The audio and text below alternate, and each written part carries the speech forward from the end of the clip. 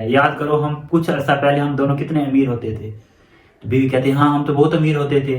वो कहते याद करो एक भिखारी हमारे घर पर भी मांगने आता था तो हम उसे धुतकार के भगा देते थे। वो भिखारी अंधा था तो हम उसका मजाक उड़ाते थे। हम क्या करते थे, वो खाने वाला बर्तन देता था, हम उस खाने वाले बर्तन में मट्टी डाल के फेंक देते थे, उसको मट्टी डाल देते, उसको धक्के देते थे। क्या आप आगे बढ़ना चाहते हैं? अगर चाहते हैं खुद को टाइम देना शुरू कर दें। आज मैं आप सबको एक मोटिवेशनल एग्जांपल देने जा रहा हूँ। ये जो मिसाल है ये एक भिखारी की है तो एक छोटी सी एग्जांपल, लेकिन इससे आपको बहुत कुछ सीखने को मिलेगा। अब कैसे मिलेगा? एक छोटी सी मिसाल शुरू करते हैं। मिसाल कहाँ से शुरू होती है? एक भिखारी होता है, बेचारा बूढ़ा सा होता है, उसकी एज 50-50 प्लस होती है।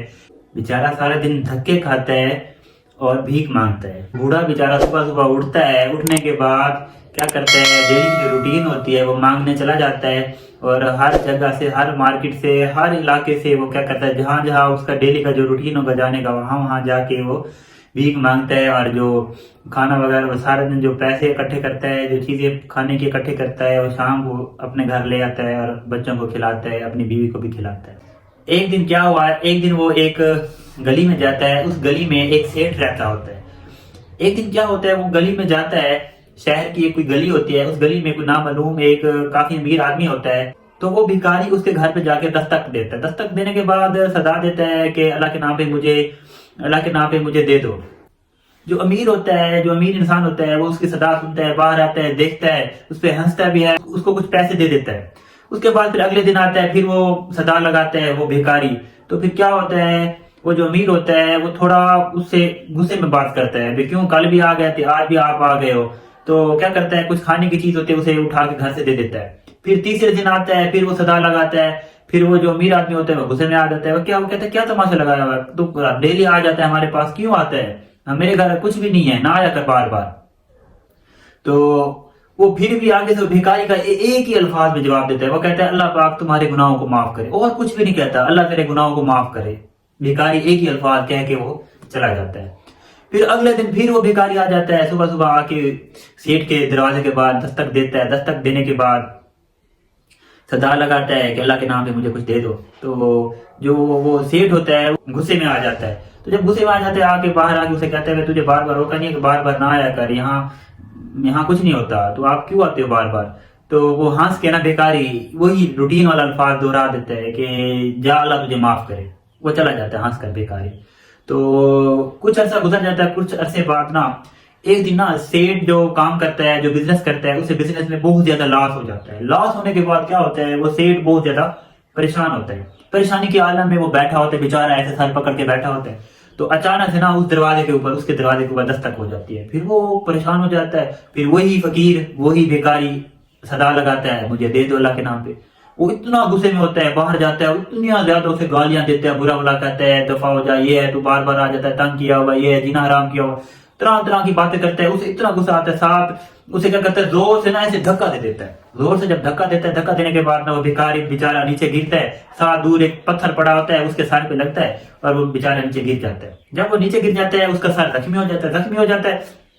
तो उठता है, वो हंसता है, भिखारी एक ही अल्फाज कहता है, वही अल्फाज क्या कहता है, अल्लाह तेरे गुनाह माफ करे।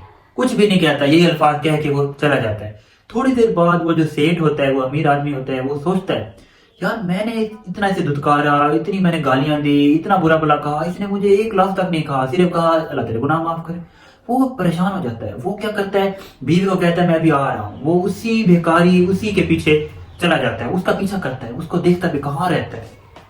तो उसका पीछा करते करते भी बाजार में पहुंच जाते हैं, जहां जहां वो डेली रूटीन में वो क्या करता है, भीख मांगता है। चलते चलते चलते सारा दिन खत्म हो जाता है। जब शाम का टाइम आता है, वो भिखारी के घर के जाने का टाइम आ जाता है। भिखारी अपने घर की तरफ जा रहा होता है। तो भिखारी चलते चलते पीछे पीछे, अमीर आदमी भी, वही सेठ भी पीछे पीछे उसका पीछा कर रहा होता है। फिर वो ना शहर से दूर एक झूपड़ी होती है, झूपड़ी के करीब पहुंच जाता है। वही जो भिखारी होता है झूपड़ी के करीब पहुंच जाता है।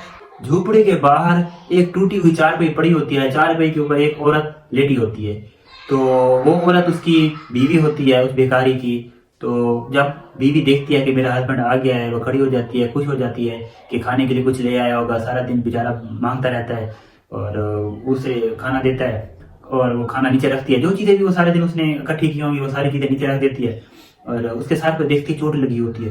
تو بیوی بہت پریشان ہو جاتی ہے اللہ یہ تجھے کیا ہو گیا, کس نے تجھے مارا, کیا ہوا؟ تو بھیکاری اسے کہتا ہے کہ آج ایسے ایسے ہوا, آج ایسے ایسے مانگنے گیا تو مجھے آدمی نے دھکا دے دیا, یہ دیا. اس کے بعد میں سارا دن آج مجھے سب نے دھکا دیا, کسی نے میرے ساتھ کوئی رعایت نہیں کی, سب مجھے دھتکارے رہے, کسی نے کچھ دیا, کسی نے کچھ نہ دیا. تو ایسے بات چل رہی تھی. تو پھر بیوی پوچھتی ہے کہ تم ہنس کیوں رہے ہو؟ بھیکاری کہتا ہے ہنس میں اسی لیے رہا ہوں کیونکہ مجھے اپنا ماضی یاد آ جاتا ہے. تو دھتکارتے ہنستے تھے. اور پھر اللہ نے کیا کیا, اللہ نے ہمیں امیر سے غریب بنا دیا.